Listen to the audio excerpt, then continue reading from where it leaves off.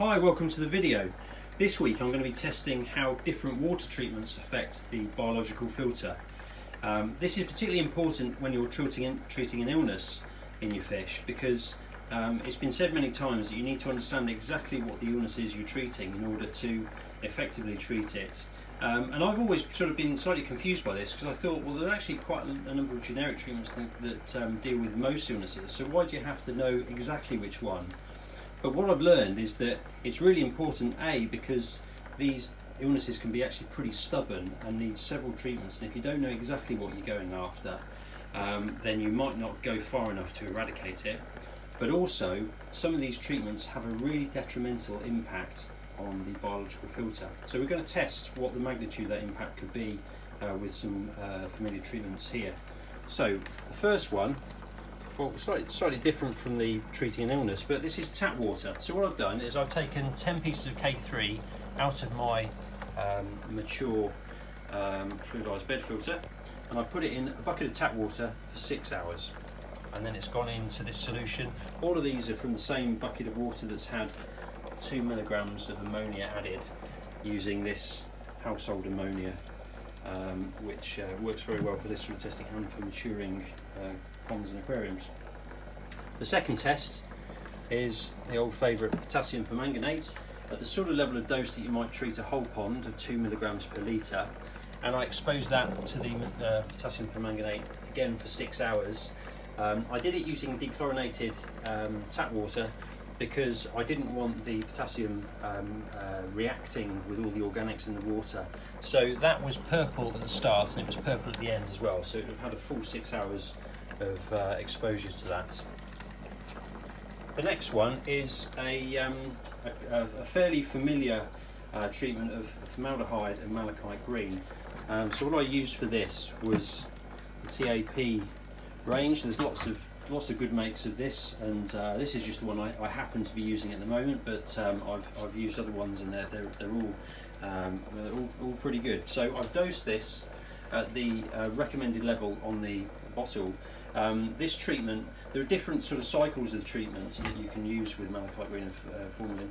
The one I've assumed here is where you treat it once on day 1, you leave it until day 5 and you treat it again. So the level of treatment this equates to is 3.5 milligrams per litre of formaldehyde and 0.1 milligram per litre of malachite. So that's that one.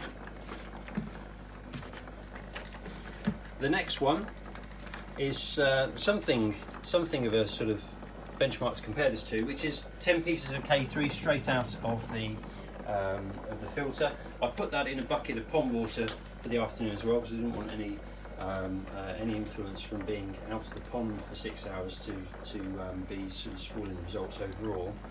And then the last one is a control, which just has the same solution and a bubbler, but it doesn't have any media in there. We'll have to see how that goes. So what we're going to do is test the ammonia over the next few days, and then when the ammonia's got down to 0, we'll test the nitrite and see how these different tests perform. So we're on day 3 and we've got some pretty clear results. If we jump straight to the matured K3, we can see that after 1 day it had the lowest level of ammonia of all of the tests, showing that these 3 have been detrimentally impacted by their exposure to either chlorine, potassium permanganate or formalin and malachite. After 2 days the ammonia had been removed from all of these, but the nitrite was higher in this case, and there was also some nitrite for the tap water and the potassium as well, but it had been completely removed by the matured K3 after 2 days.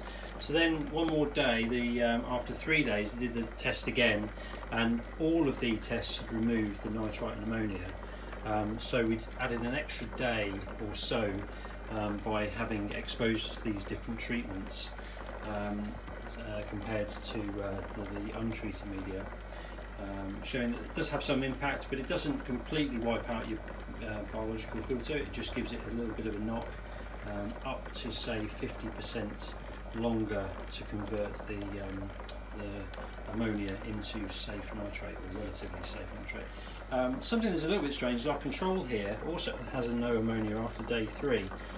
So I don't know if having the bubbler in that has gassed off some of that ammonia.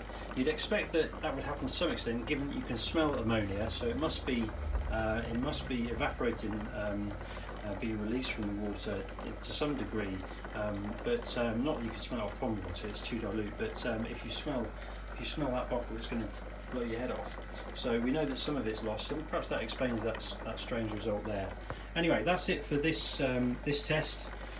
See you on the next video.